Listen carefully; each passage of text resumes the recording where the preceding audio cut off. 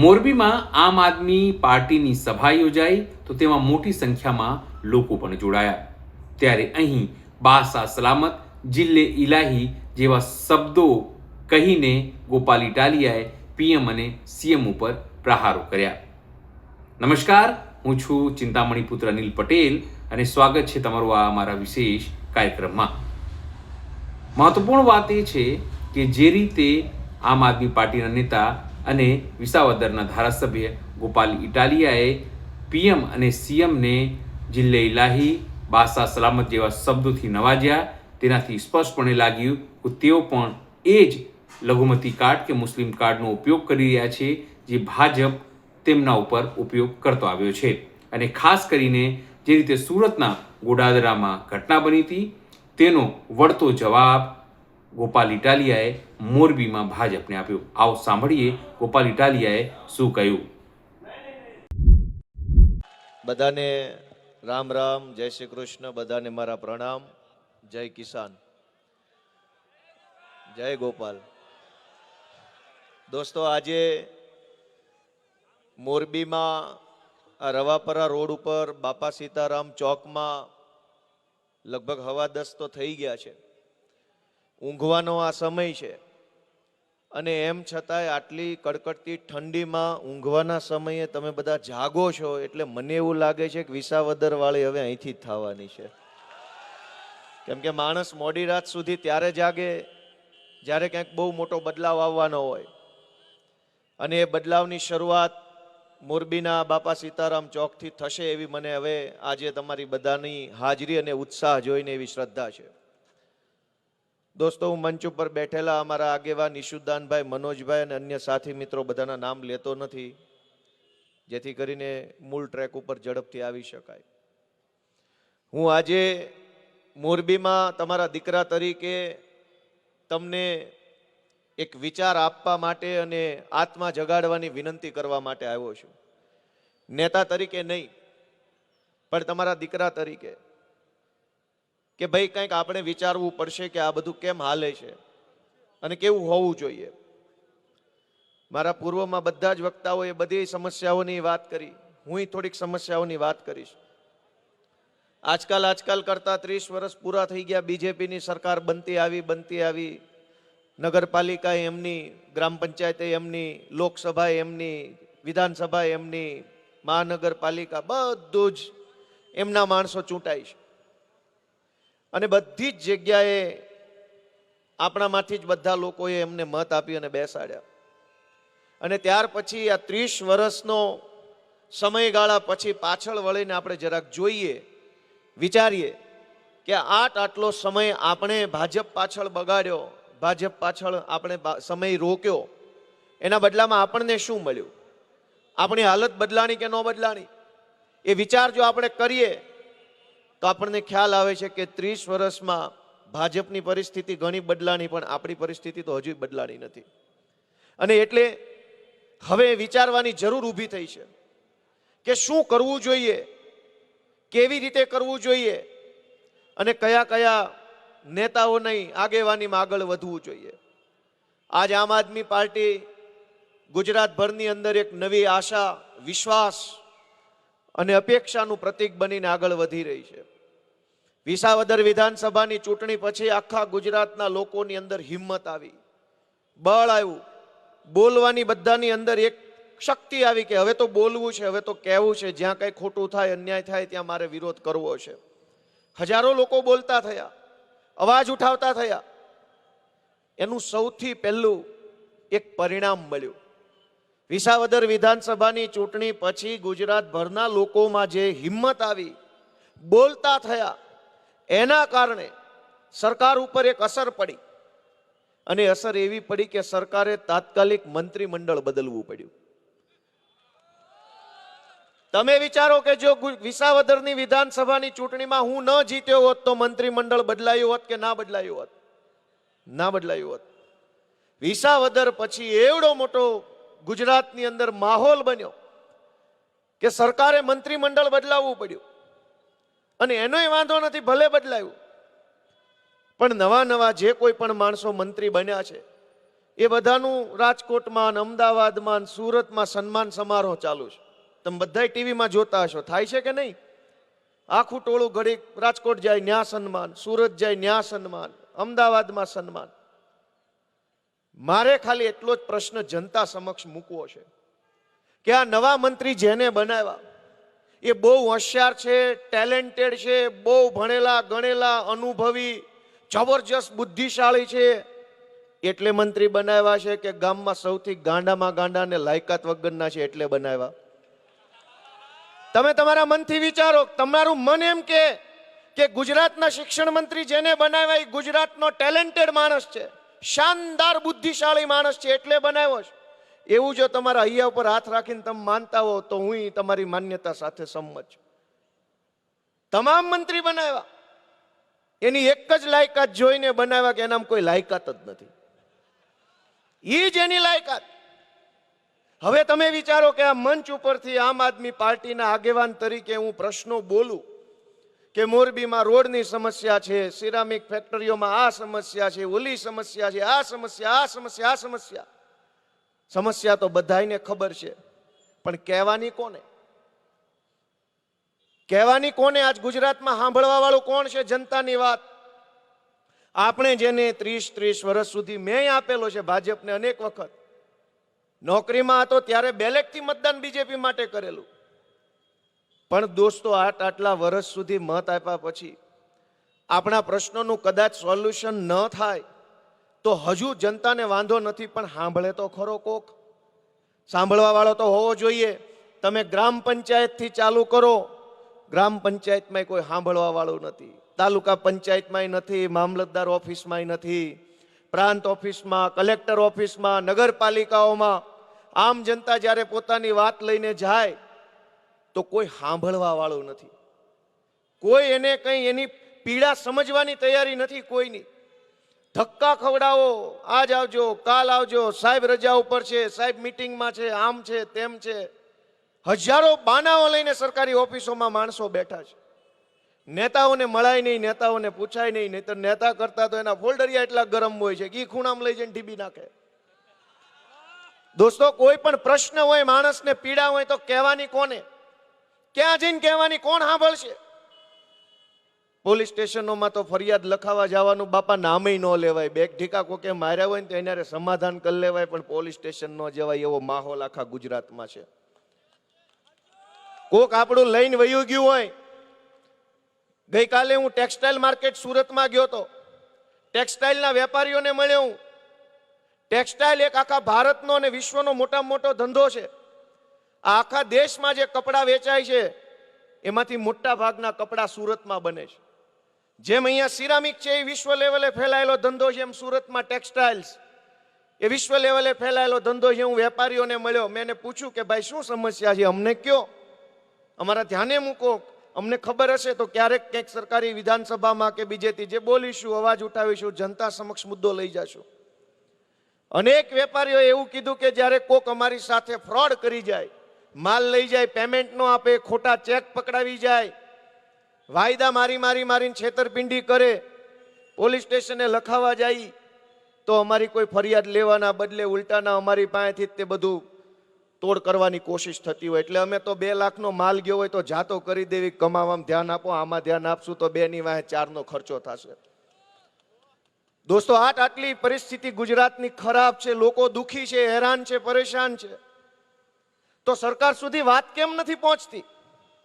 આપણા ઘરમાં આપણો દીકરો જુવાન હોય કે નાનો હોય, એ 2 દિવસ ઓછું બોલે, ઓછી મજાક મસ્તી કરે ને તો ઘરને ખબર પડી જાય કે બાબલો કંઈક બીમાર લાગે છે. રોજ જેટલું બોલતો એટલું ન બોલે તો પરિવારમાં ખબર પડી જાય કે બેટા કેમ 2 દિવસથી કાંઈ બોલતો નથી, સુનમુન છો, કેમ બધું ખાતો નથી, ઓછું ખાય તો પરિવારને ખબર પડી જાય કે દીકરાને કંઈક તકલીફ છે. આ ગુજરાતમાં હજારો લોકો છે એ ભાજપની સભામાં આવતા બંધ થઈ ગયા. ઉપર ખબર નહીં પડતી હોય, પહેલા મત આપતા હતા એ સભામાં આવતા કાં બંધ થઈ ગયા નહીં ખબર પડતી હોય એને. મને એમ લાગે છે કે 2 પરિસ્થિતિ બની હશે ગુજરાતમાં. યા તો ગાંધીનગરમાં બેઠેલા નેતાઓને કોઈ કહેવા વાળું જ નહીં હોય, અને યા તો કહેવાવાળા મારી જેવા હશે તો ગાંધીનગરમાં કોઈ સાંભળવા વાળું નહીં હોય. આ બે પરિસ્થિતિમાં ગુજરાતના હજારો લોકો દુઃખી છે. અને એટલે હું તમને વિનંતી કરવા આવ્યો છું કે તમારો આત્મા જગાડો, તમારા મનને ઢંઢોળો કે આવું ને આવું ક્યાં સુધી ચાલશે અને આની અંદર બદલાવ કરવો હોય તો શું કરવું પડશે. અમે તો જીગર કરી છે, અમે તો ભાજપ સામે 12 વટે ચડ્યા છીએ, અમે તો છેક સુધી લડી લેવાની તૈયારી સાથે હામાં પડ્યા છીએ. તમારો આશીર્વાદ હશે તો અમારું 12 વટું ટકશે ને 12 વટામાં વિજય થાય. અમારો દોસ્તો, તમારા આશીર્વાદની જરૂર છે. પંકજભાઈ રાણસરિયા જ્યારે બોલતા હતા ત્યારે એમણે એમ કીધું કે મોરબીમાં એક સારું ફાયર સ્ટેશન નથી. અહીંયા તો આ સિરામિકનો ધંધો છે, ગેસ આરે કામ કરવાનું, ગેસની પાઇપો આવી છે અને આ તો બધું જોખમી કહેવાય. આમ એક દ્રષ્ટિએ ન કરે નારાયણને કંઈક થયું હોય તો બહુ મોટી દુર્ઘટના બને. એક સારું કહી શકાય એવું ફાયર સ્ટેશન મોરબીમાં નથી, એવું પંકજભાઈએ કીધું. મારે પંકજભાઈ તમારું ધ્યાન દોરવું છે કે હળગાવા વાળા હોય એ કોઈ દિવસ ફાયર સ્ટેશન ન ખોલીએ કે એ અમારા જેવાનું કામ છે. ભાજપ પાર્ટી તો હળગાવાની પાર્ટી છે. હિન્દુ મુસલમાન વચ્ચે હળગાવે, લેવા કડવામાં હળગાવે, કોળી ગણબીમાં હળગાવી, તો હળગાવા વાળી પાર્ટી છે. ઈ શું ફાયર સ્ટેશન ખોલવાની? ઈ તો બે જણા વચ્ચે આગ લગાડનારા લોકોની પાર્ટી છે, આગ ઓલવનારા નથી. અને એટલે હું તો તમને વિનંતી કરવા માટે આવ્યો છું કે જરાક જાગો, જરાક વિચારો. સરકાર ધારે તો ઘણું થઈ શકે, પણ સરકાર ધારે કેમ નહીં? આજ આ મોરબીને સૌથી મોટી ઓળખ આપી, પગભર થવાનું જેણે પ્લેટફોર્મ પૂરું પાડ્યું એ સિરામિકના ધંધાથી શરૂ કરું મારી વાત. કે આખા દુનિયાની અંદર અહીંની ટાઇલ્સ વેચાય છે. જૂના જમાનામાં ઓલી સિમેન્ટની લાદી બનતી, મહાદેવ બાપાને શું કહેવાય? મોજેબ. ત્યારથી લઈને આજે હાઈફાઈ ટેકનોલોજી વાળી વિટ્રીફાઈડની બધી આખી વેરાયટીઓ બનતી થઈ છે. આ આટલો મોટો જે રસ્તો કાપ્યો ઇન્ડસ્ટ્રી જે, કે મોઝેક ટાઇલ્સથી લઈ અને વિટ્રીફાઈડની પ્રીમિયમ ક્વોલિટી સુધીની જે સફર કરી, એમાં સરકારનો ટેકો કેટલો અને સમાજનું યોગદાન કેટલું એ વિચારો ને તો ખબર પડી જાય કે સરકાર તો છે ને ખાલી હેરાન કરવામાં જ કામમાં આવી છે. બાકી આટલું આગળ તો પબ્લિકની મહેનતથી વધ્યું. સરકાર બીજી કોઈ મદદ ન કરે, સિરામિક ઇન્ડસ્ટ્રીઝને કોઈ મદદ ન કરે, ખાલી નડવાનું બંધ કરી દે ને તો આ ધંધો અત્યારે છે ને એના કરતાં 10 ગણો મોટો હજુ બની શકે એમ છે. ખાલી નડવાનું બંધ કરી દેવાનું. કોઈ અધિકારી ઓફિસે ડોકાવો ન જોઈએ ક્યાંય. જીએસટી વાળોય નહીં, કોર્પોરેશન વાળોય નહીં, ધૂળની ડમરી વાળોય નહીં, જીપીસીબી વાળોય નહીં. નડવાનું બંધ કરી દે ને તો લોકોમાં એ શક્તિ છે કે લોકો પોતાના મહેનતથી આ શહેરને હજુ મોટું અને મજબૂત બનાવી શકે એમ છે. પણ સરકાર પાસે કોઈ વિઝન નથી. દોસ્તો, સૌથી એવડી મોટી સમસ્યા છે કે આ ભાજપની સરકાર પાસે કોઈ વાતનું આયોજન નથી. આપણે એક ઘર બનાવતા હોઈએ તો આપણી અંદર આપણી પાસે આયોજન હોય કે આ ઘરમાં ટોયલેટ કઈ બાજુ રહેશે, બેડરૂમ કઈ બાજુ રહેશે, કઈ સાઈઝનો બેડરૂમ રહેશે, બાલ્કની ક્યાં રહેશે, પંખો કેવો હશે, સોફા કેવા હશે, બધું જ આયોજન કર્યા પછી મકાન બનાવીએ. આ સરકારને કાલ શું થશે ને કોઈને કઈ ખબર નથી. આજે શું કરવાનું છે એ મીટિંગમાં ઉપરથી ફોન આવે ને બધા અધિકારી લાગી જાય છે. આ મોરબીને મહાનગરપાલિકાનો દરજ્જો આપ્યો. હવે તમે વિચારો કે કોઈ પણ ભાજપના નેતાને તમે ખૂણે ખાંચ કે પૂછજો કે આ મહાનગરપાલિકા બની તો તમારી પાર્ટી 10 વર્ષમાં મોરબીમાં શું બનાવવા માંગે? ખાલી 3 વસ્તુ કહી દો, એક કઈ ખબર નહીં હોય. કોઈ પણ ભાજપના નેતાને પૂછો કે આ મોરબી મહાનગરપાલિકામાં આવતા 10 વર્ષમાં સરકારનું વિઝન શું, એક કે પેજ પ્રમુખને ખબર હોય ને તો મારી પાસે લઈ આવજો. મારે એના હાથે છે ને સ્વાગત લેવું છે મારું. કોઈને ખબર નથી. બસ દરજ્જો આપ્યો અને બધાને ઇન્ડસ્ટ્રીયાલિસ્ટોને બધા તાલીઓ પાડો ને પેંડા વેચો ને ઢોલ વગાડો. શું કામ? તો કે દરજ્જો મળ્યો. એવો તો હું અહીંયા માઇક વાળા ભાઈ કલેક્ટરનો દરજ્જો આપી દઉં ગોપાલભાઈ તરફથી, વાલે કલેક્ટરનો દરજ્જો લઈ જા. એનાથી હું એનાથી શું? કોઈને ખબર જ નથી થવાનું શું છે. મોરબીની અંદર કોઈ યુનિવર્સિટી ખુલવાની છે આવતા 10 વર્ષની અંદર મહાનગરપાલિકામાં સ્માર્ટ સિટીના ભાગરૂપે, તો કે કોઈને ખબર નથી. દરજ્જો મહાનગરપાલિકાનો.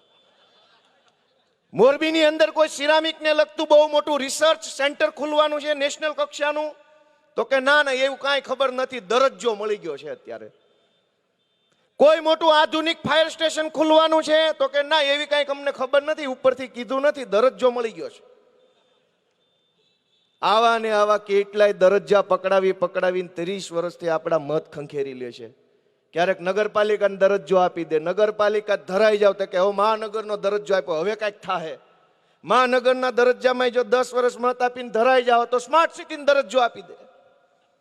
દરજ્જો બદલાયા કરે છે પણ માણસની પરિસ્થિતિ નથી બદલાતી દોસ્તો, હાલત નથી બદલાતી. ગરીબ માણસની હાલત બદલવી હોય તો હાવણો લગાવો, ગંદકી સાફ કરો, એવી વિનંતી મારે કરવી છે. એક બાજુ દરજ્જો બદલાય, આ બાજુ મંત્રી બદલાય, આ બાજુ અધિકારી બદલાય, માણસ તો ન્યાનો ન્યા જ ઉભો રહેશે. આ સિરામિક ઇન્ડસ્ટ્રીઝની અંદર શેઠિયાઓ ને મજૂરો મહેનત કરનારા બધાય છે.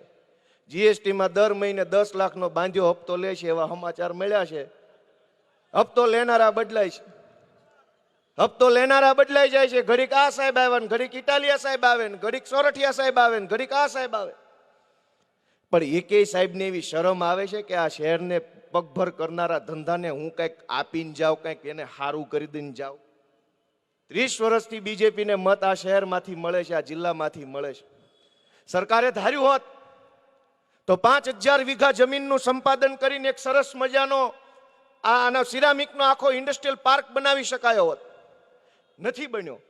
ઇન્ડસ્ટ્રીયાલિસ્ટોએ પોતાની રીતે જમીન લે, પોતાની રીતે એને કરાવે, પોતાની રીતે બાંધકામ કરે, ની મન ફાવે એવી રીતે આગળ વધી શકે.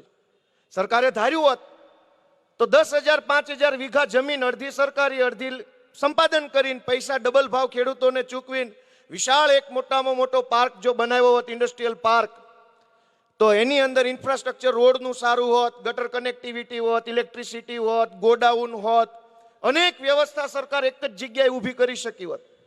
પણ 30 વર્ષમાં એવું કાંઈ થયું નહીં. શું કામ? સરકાર પાસે કોઈ આયોજન જ નથી. કોઈને ખબર નથી શું કરવાનું છે, પણ બધાને એક વાતની ખબર છે ભાજપમાં કે ચૂંટણી કેમ જીતાય.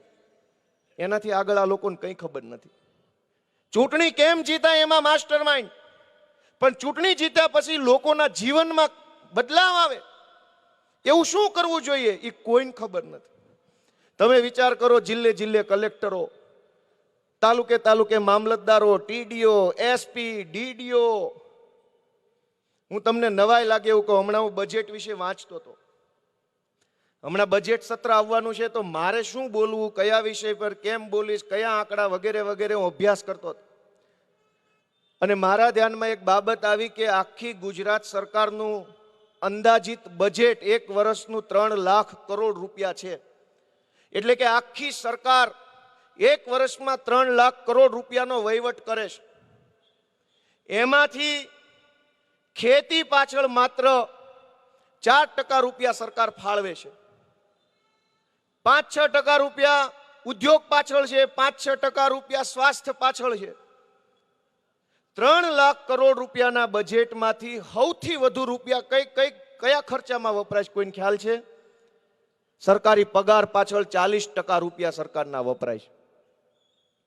3 લાખ કરોડ રૂપિયા આખા વર્ષની ગુજરાતની સરકારની આવક, એના 40% રૂપિયા સરકારી પગારમાં જાય છે. કેટલા રૂપિયા થયા? ઓછામાં ઓછા 1.25 લાખ કરોડ રૂપિયાનો સરકારી પગાર આપણા ટેક્સના પૈસામાંથી જાય છે. એ પછી પગાર લેનારો માણસ તમારું કેટલું કામ કરે છે? અને કામ તો ભૂલી જાઓ કાકા, સાંભળે છે કેટલું ઈ તો કયો. 1.25 લાખ કરોડ રૂપિયાનો સરકારી પગાર આ બધા જ માણસોના ખિસ્સામાં જાય. એમાં હું આવી ગયો, ધારાસભ્યોને પગાર, મંત્રીને પગાર, સાંસદોને પગાર, કોર્પોરેશનના કોર્પોરેટરોના પગાર, તમારા મહેનત પરસેવાના પૈસાથી ચારો તરફ પગાર પગાર લઈ જાઓ. કોના બાપાની દિવાળી લૂંટા એટલું લૂંટો ને આ લઈ લો પગાર. અને તમને શું મળ્યું? પબ્લિકને શું મળ્યું? એક ધક્કે તો કામ નથી જ થતું, પણ પૈસા દીધા વગર નથી થતું. અને ખોટું કામ હોય ને પૈસા દઈને કરાવીએ તો હજુ સમજ્યા ખોટું છે એટલે દેવા પડ્યા. સરકાર તો એટલી સારી છે ને એટલા આપણે બધા સૌભાગ્યશાળી છીએ, સાચું કામ કરાવવાના પૈસા દેવા પડે છે અને સાચાના જ દેવા પડે છે. વિચાર તો કરો દોસ્તો કે આ કઈ પરિસ્થિતિમાં આપણે જીવીએ છીએ. આ મોરબીમાં અને એમે હવે તો આપણા બધા કાઠિયાવાડના જુવાનિયાઓ દુનિયાના અલગ અલગ દેશોમાં રહે જ છે ને, અમેરિકામાં, ઓસ્ટ્રેલિયામાં, જાપાનમાં, ચાઇનામાં બધા ધંધાના કામથી જાતા છે. ત્યાં આવું છે બધું? અહીં છે એવું છે? આપણે ત્યાં ને એને ત્યાં ફરક શું છે? આપણા દેશમાં વિદેશી આવે એટલે ગમે એ જિલ્લામાં જાય એટલે એમ કે કમલમ આપકે બહોત અચ્છે, એને એમ છે આ સરકારી ઓફિસ છે. અને આપણે ત્યાં જ આવી તો એને ત્યાં સરકારી સ્કૂલ હારી, દવાખાના હારા, ને પાર્ટી કાર્યાલય ગોત્યાય જડે નહીં. અહીંયા ગમે એ જિલ્લામાં આવા મોરબી કમલમ કેવું બનાવ્યું? એક નંબર બનાવ્યું ને. અને મોરબીની અંદર કોલેજ કેવી છે, મોરબીની અંદર દવાખાનું કેવું છે? દોસ્તો આપણે બધાએ વિચારવું પડશે કે આટલું આમની પાછળ આપણે સમય આપીએ, પૈસા આપીએ, ટેક્સ આપીએ, પછી તે આપણી આ હાલત કેમ છે? એનો સૌથી મોટો જવાબ હું તમને આપું કે આ ગુજરાતમાં આટલી તકલીફો છે. ખેડૂતોના ખેતરોમાં ગમે એ કંપનીના થાંભલા ગમે ત્યારે નાખીને વયા જાય, પોલીસ લઈને આવે. પ્રાઇવેટ કંપનીના વીજળીના થાંભલા અહીંયા માળિયામાં, વાંકાનેરમાં, હળવદમાં, કચ્છમાં જે કંપની નવી આવે એના થાંભલા અહીંયા મોરબી જિલ્લાના ગમે એ ગામમાં નાખી જાય છે. હાવ રેઢા રાત છે, કોઈ પૂછવા વાળું નથી ને કોઈ આપણું સાંભળવા વાળું નથી ખેડૂતની વાત. એક ખેડૂતના ખેતરમાં 5-5 થાંભલા નીકળ્યા, એક લાઈન આમ નીકળે, એક લાઈન આમ નીકળે, એક લાઈન આમ નીકળે. ખેડૂતે શું કરવાનું? કોઈ સાંભળવા તૈયાર નથી. ખેડૂતની વાત હોય કે વેપારીઓની વાત હોય. દોસ્તો આવી પરિસ્થિતિ શું કામ થઈ? કેમ કે આ સરકારમાં મને જ્યારે વિસાવદરના ધારાસભ્ય તરીકે વિધાનસભામાં જવાની તક મળી, હું ત્યાં ગયો, એક સત્ર મેં આખું જોયું મારી નજર સામે, અંદર ઊભા રહીને શું બોલે છે, શું કરે, ત્યારે મને ખબર પડી કે અરે રે, અહીં કઈ સરકાર જેવું છે જ નહીં, આ તો સર્કસ છે. તમને એમ થાય કે ભાઈ સિરામિકના વેપારીનો પ્રશ્ન સરકારમાં રજૂ કરો, ખેડૂતોનો પ્રશ્ન સરકારમાં રજૂ કરો, રોડના પ્રશ્ન સરકારમાં લઈ જાઓ, મજૂરોના પ્રશ્ન સરકારમાં લઈ જાઓ. ન્યા જાય ત્યારે ખબર પડે છે કે સરકાર બરકાર છે જ નહીં, આ તો સર્કસ હાલે છે. કોને પ્રશ્ન કહેવાના? અને એનો પુરાવો જુઓ. 5 ધારાસભ્યોએ લખીને આપ્યું કે અમારું મામલતદાર પાસે કાંઈ ઉપજતું નથી. અને એ ભાજપના, વિરોધ પક્ષના નહીં. વિરોધ પક્ષની તો ચિંતા છોડો ભાઈ. ભાજપના ધારાસભ્યએ એવું લખ્યું કે એક સામાન્ય માણસને પોતાનું નાનું એવું સરકારી કામ કરાવવું હોય તો જાણે યુદ્ધ લડવું હોય ને એવો માહોલ છે. આ ભાજપના ધારાસભ્યએ લેટર પેડ ઉપર લખ્યું. અને આ ભાજપના ધારાસભ્યએ લેટર પેડ ઉપર જે લખ્યું એમાં એને એક વાત બહુ સાચી લખી છે. એ હું વાંચી સંભળાવું કે collector, DDO, SP, police commissioner અને અન્ય કર્મચારીઓ, અધિકારીઓ પોતાને ગમતી સારી કચેરી બનાવી તેમાં સરકારના ઉચ્ચ કક્ષાના અધિકારી સાથે વિડીયો કોન્ફરન્સના માધ્યમથી મીટિંગો કરી અને સરકારમાં ફૂલ ગુલાબી ચિત્ર બતાવવામાં આવે છે. હું ધારાસભ્ય બન્યો એને 6 મહિના થવા આવ્યા. આ 6 મહિનામાં મને ઓછામાં ઓછી 50 જેટલી સરકારી મીટિંગોની જાણ કરવામાં આવી. મીટિંગ છે, વિડીયો કોન્ફરન્સ, મીટિંગ છે, વિડીયો કોન્ફરન્સ. જ્યારે જોવો ત્યારે સરકારી માણસો meeting meeting meeting meeting meeting meeting એટલી મીટિંગ કરે છે. અને આટલી બધી મીટિંગ કર્યા પછી થાય છે હું નહીં, કોઈ પૂછવા વાળું જ નથી. એક મીટિંગ પૂરી થાય તો બીજી ચાલુ, બીજી પૂરી થાય ત્રીજી, ને હાજે મીટિંગ પૂરી, આવતીકાલે નવી મીટિંગ. આખી સરકાર આમ મીટિંગ ભરોસે હાલે છે, કોઈ પૂછવા વાળું નથી. દોસ્તો, ભાજપના બીજા ધારાસભ્ય હાર્દિકભાઈ પટેલે તો એવું લખ્યું કે ભાઈ જો નિરાકરણ નહીં આવે તો હું આંદોલન કરીશ અને ભૂખ હડતાલ પર ઉતરીશ. ભાજપના ધારાસભ્ય આવું લખવું પડ્યું. આ તારીખ 9/1/2026 નું છાપું છે ગુજરાત સમાચાર. એમાં એમ લખ્યું છે કે સરકારી બાબુ અધિકારીઓ માત્ર ધારાસભ્યનું જ નહીં, મંત્રીનું પણ માનતા નથી, એવું આ છાપામાં લખાઈને આવ્યું છે. લ્યો બોલો, હવે તમે ક્યાં જઈને રજૂઆત કરશો? મોરબીમાં રોડ તૂટલા છે, સિરામિક ઇન્ડસ્ટ્રીઝમાં ગેસના પ્રશ્નો છે, પેલા કોલ ગેસના પ્રશ્નો છે. આ પ્રશ્ન કોને કહેશો? આનું તો મામલતદારો સાંભળતા નથી ધારાસભ્યનું અધિકારી સાંભળતા નથી, મંત્રીનું સાંભળતા. અને આ બધા મુખ્યમંત્રીને પત્ર લખે છે કે અમારું કોઈ અધિકારી સાંભળતા નથી એટલે તમે આમાં ધ્યાન આપો, એવો આ પત્ર છે. વાસ્તવિકતા મને ખબર છે પત્ર તો મુખ્યમંત્રી લખવા માંગે છે, પણ ઈ કોને લખે? ઈ કોને લખે એ નહીં ખબર છે કે વાત સાચી છે, પણ હું કોને લખું? દોસ્તો, હાવ ભગવાન ભરોસે સરકાર આખી હાલે છે. ભલે આપણે હસીએ છીએ પણ આ ખરેખર વિચારવાનો વિષય છે.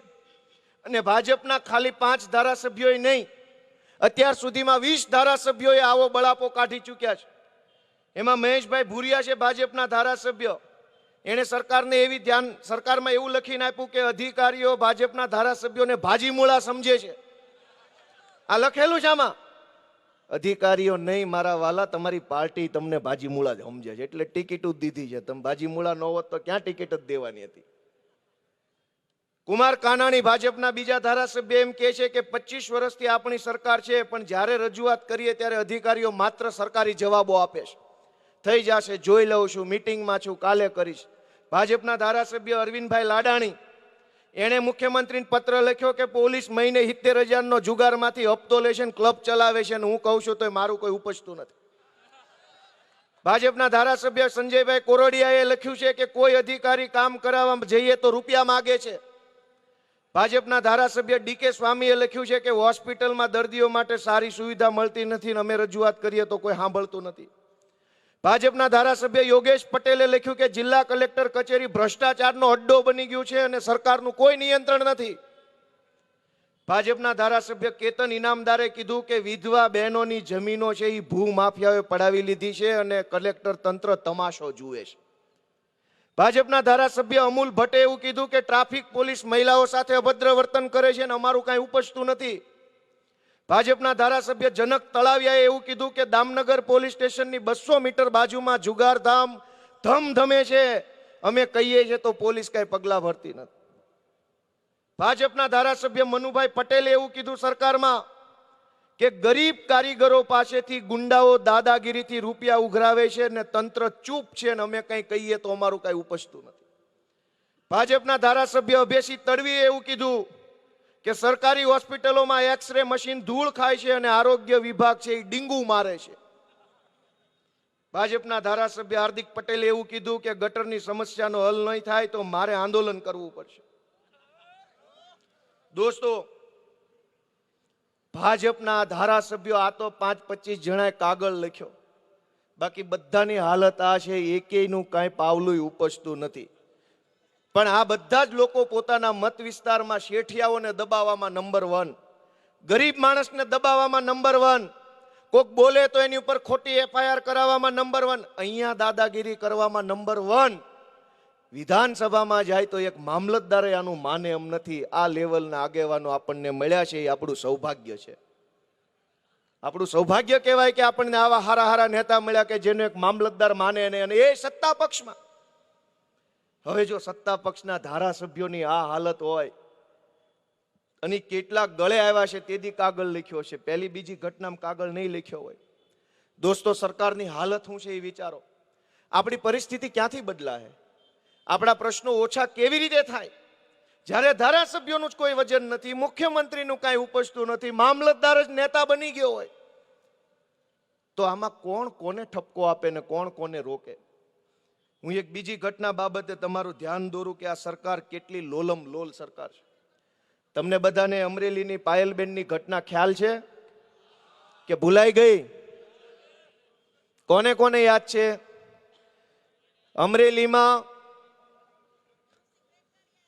અમરેલીમાં પાયલબેન ગોટીનું સરઘસ કાઢવામાં આવ્યું.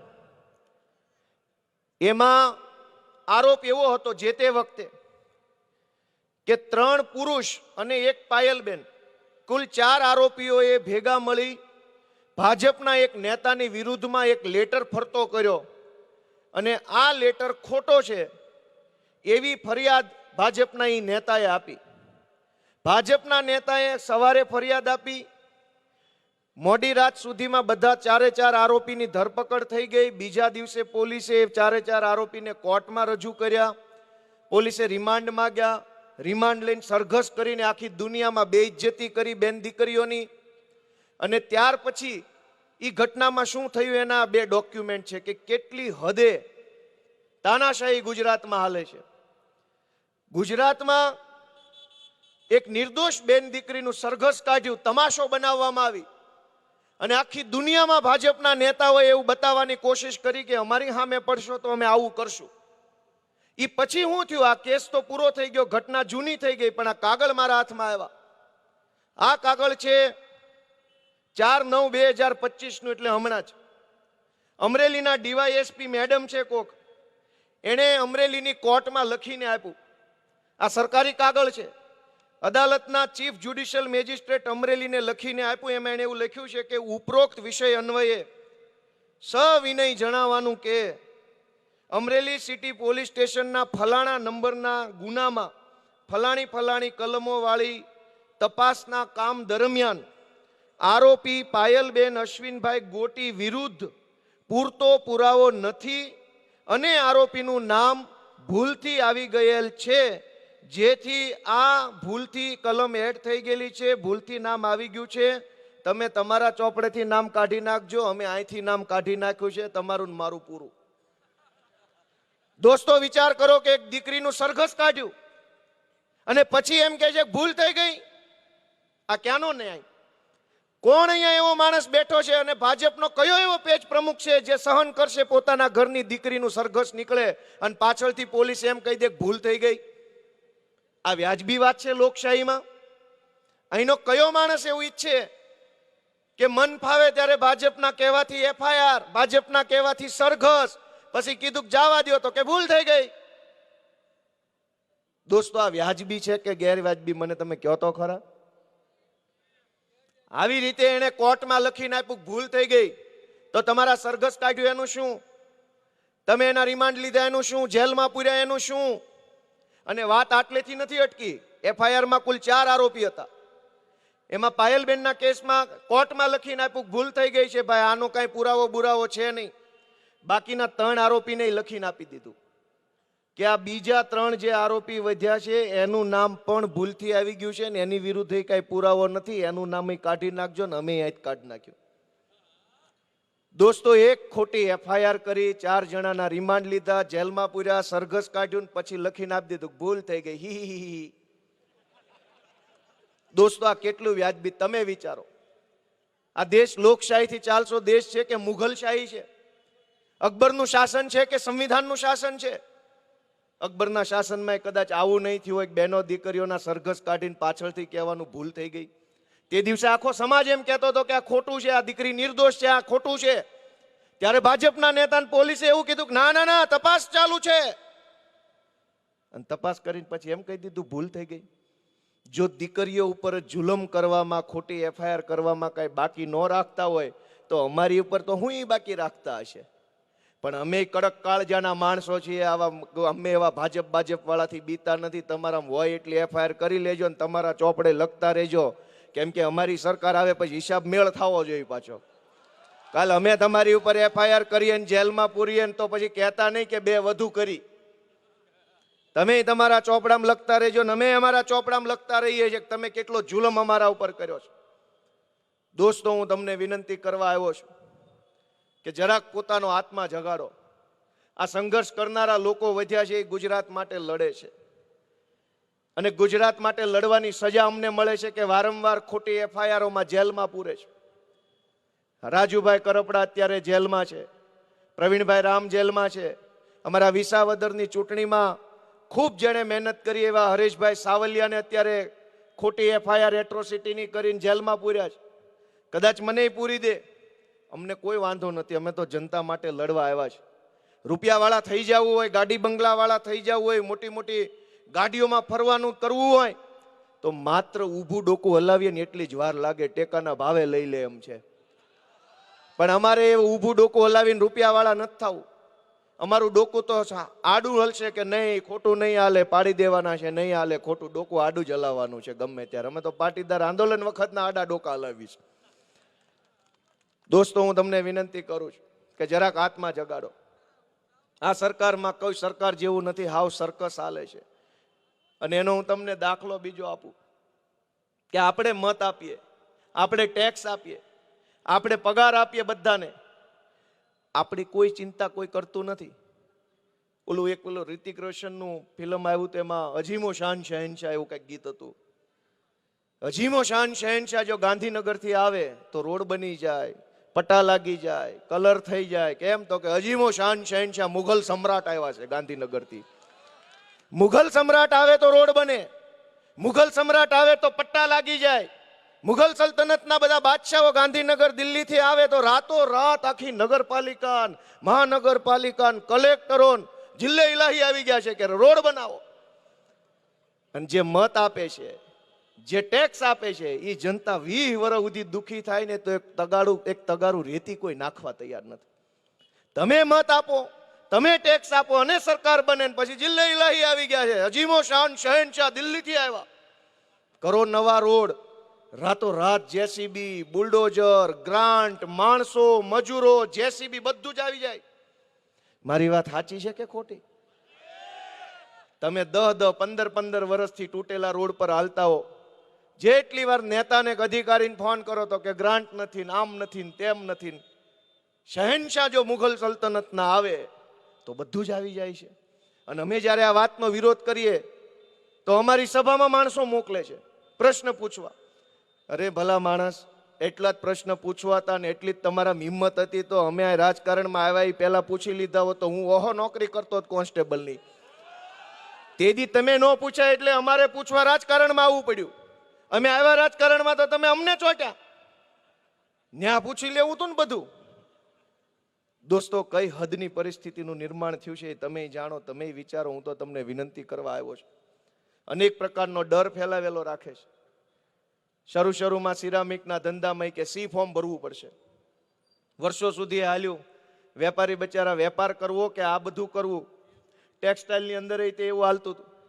પછી આ કોલ ગેસનું લાવ્યા. મેં તો એવી વાત સાંભળી, તમે વિચારો કે તમે જાગૃત નહીં બનો તો ભગવાન તમારું ભલું નહીં કરી શકે. પોતાનું ભલું કરવાની જવાબદારી પોતાએ લેવી પડશે. પહેલા પોતે લેશે ને તો 1000 હાથવાળો ટેકો કરશે. દોસ્તો, ભાજપના માણસો નત નવા બીક આપણને બતાવી જાય. ઓલું કોલ ગેસનું આવ્યું, એની જીપીસીબી એ પરમિશન આપી, એના માણસો ચેક કરી ગયા, એના માણસોએ લાયસન્સ આપ્યા, પછી તો બધાએ પ્લાન્ટ નાખ્યા, પછી તો બધાએ કોલ ગેસ વાપર્યો અને 7-8 વર્ષ હાલ્યું. ત્યાં સુધી સરકારને લાગ્યું ને કે આમાં પ્રદૂષણ થાય છે. ઉપરથી આવ્યું તો કે બંધ તો કરો, બંધ કરાવી દીધું, એનોય વાંધો નહીં. જૂની તારીખના ઉઘરાણાની નોટિસો લટકતી રાખીશ માથા પર. એમને વાંધો પ્રદૂષણથી નથી, એમને વાંધો એ વાતનો એક તમારી ઉપર એક લબડતી તલવાર કાયમ રાખવી છે. એટલે તેમ કાયમ ભાજપને મત દીતા કરો અને કાયમ બીતા રહ્યો. પ્રદૂષણથી જ વાંધો હોય તો હમણાં તમે ગાડીમાં જુઓ, પીયુસીમાં 500 રૂપિયા આપો પ્રદૂષણ ન થાય, નો આપો થાય. ગાડી ઈની, માણા ઈનો, સાયલેન્સર ઈનો, 500 રૂપિયા દઈ દો નથી પ્રદૂષણ, ન દો તો પ્રદૂષણ. આવું જીપીસીબી નું છે, આવું જીએસટી વાળાનું છે. 10 લાખ રૂપિયા મહિને પોગાડજો તો કે રેડી, કમ્પ્લીટ ધંધો હાલે છે, બહુ સરસ. 10 લાખ નો આપો તો ડીજીસીઆઈ આવે ને આ આવે ને તે આવે ને. મોટા ચોરના પેટના આપણી કંપની આવીને ચોરી પકડવાની કોશિશ, ચોરના પેટના છે તો અહીંયા આવ્યા. દોસ્તો, દરેક અને સૌથી મોટી કલ્પના તો કરો, દેશના વડાપ્રધાન સ્વદેશી અપનાવો, સ્વદેશી અપનાવો, અને એના પેજ પ્રમુખોએ ઝંડો લઈ લઈને નીકળ્યા, સ્ટીકર મારે સ્વદેશી અપનાવો. ભાઈ, થાનગઢની માટી અને મોરબીની ફેક્ટરીની સ્વદેશી ટાઇલ્સ બનાવનારા વેપારીને થોડીક સગવડતા તો આપો, તો સ્વદેશી અપનાવીને ઘરના વેપારીને બીવડાવવા છે ને સ્વદેશીની વાતો કરો છો. અહીં મોરબીમાં ટાઇલ્સ જે બને છે એ વેપારીને તો બીવડાવવામાં આવે છે જીએસટીના નામે, ગેસની લાઈનના નામે, આના નામે, તેના નામે, અને વાતું સ્વદેશીની કરવી. આ વેપારી સ્વદેશી જ છે બધા, અહીંના ઘરના છે, આ ગામના છે, ગુજરાતના છે, આપણા કાઠિયાવાડના છે. મહેનત કરીને અહીં પોગાડ્યો છે ધંધાને, એને મદદ નથી કરવી. સ્વદેશી અપનાવો. વિધાનસભામાં સપ્ટેમ્બરનું સત્ર આવ્યું, એમાં સ્પેશિયલ પ્રસ્તાવ લાવવામાં આવ્યો હતો, છેલ્લા દિવસનો પ્રસ્તાવ. એની અંદર આટલું લાંબુ ભાષણ હતું સ્વદેશી ઉપર કે નરેન્દ્રભાઈનું કેવડું મોટું વિઝન છે સ્વદેશી બાબતે. એમાં સદભાગ્યથી મારો બોલવાનો વારો આવ્યો સ્વદેશી ઉપર. ભાજપના કેટલાક સભ્યો બોલ્યા કે સ્વદેશીનું મહત્વ નરેન્દ્રભાઈએ દેશને સમજાવ્યું, સ્વદેશી આમ ને સ્વદેશી તેમ ને વગેરે વગેરે કર્યું. એમાં મારો 2 મિનિટ પૂરતો વારો આવ્યો. મેં ઊભા થઈને એમ કીધું કે આ સ્વદેશીનો વિચાર ખૂબ સારો છે. આ વિચાર દેશમાં સૌ પ્રથમ વખત મહાત્મા ગાંધીજીએ દેશને આપ્યો હતો. પણ ગાંધીજીનો સ્વદેશીનો વિચાર એવો હતો કે પોતાના દેશની વસ્તુ વાપરો એમ નહીં, તમારા ઘરની નજીકમાં જે વસ્તુ બનતી હોય ને એ વાપરો ને, એને સ્વદેશી કહેતા હતા. કે પહેલા પડખેવાળાને માલ લ્યો એટલે એ કમાઈને તમારે સસ્તું પડે. ત્યાં તો તરત ઘંટડી વાગી, ગોપાલભાઈ આપનો નંબર પૂરો, બેસી જાઓ. નહીં, મેં કીધું તમે એ વિચારને, ગાંધીના વિચારને પોતાના નામે ચડાવવાની કોશિશ કરો છો. અને ઘરના વેપારીને તમે કાયમ બીકમાં રાખવા માટે જીએસટીમાં ભાઈ ટાઇલ્સ જે છે એ કોઈ કઈ મોજ શોખની વસ્તુ તો નથી, બહુ સારી હોય દરરોજ વાહો ઘસે. ટાઇલ્સ તો જીવન જરૂરી વસ્તુ છે. ટેક્સ તો મોજ શોખની વસ્તુ પર હોવો જોઈએ. જીવન જરૂરી વસ્તુ પર તો માપનો ટેક્સ હોવો જોઈએ. 5% ટેક્સ હોવો જોઈએ. અને 18% ટેક્સ નાખ્યો એટલે વેપારીઓએ મજબૂરીવશ કંઈક સરકારી સિસ્ટમમાંથી પસાર થાય તો બે કાગળ કદાચ જાણતા કે અજાણતા એવા બનતા હોય જેનાથી ફોલ્ટમાં આવે. બસ એ ફોલ્ટ પકડીને કાયમ વેપારીને પૈસા લેવાના, મતય લેવાના, અને જે નવો મંત્રી બને એમ કે આનું સન્માનનું ગોઠવી દો ને તમારા ખર્ચે. મિત્રો, હું તમને વિનંતી કરવા આવ્યો છું કે અમારી જેવા જુવાનિયાઓ જે લડવા નીકળ્યા છે એને તમારા આશીર્વાદની જરૂર છે. અમે બધી જ તે ભગવાને અમને એવી શક્તિ આપી છે કે આ નહીં આની જેવા 1000 ગમે એવા મોટા તાકાતવાળા લોકો આવે ને તો અમે બાંધી લઈએ એમ છે. જરૂર ખાલી તમારા આશીર્વાદની છે. તમારો પ્રેમ ભરેલો હાથ અમારા ઉપર પડી જાય ને તો અમે પોગી રહેવું ઠેઠથી ઠેઠ સુધી દોસ્તો.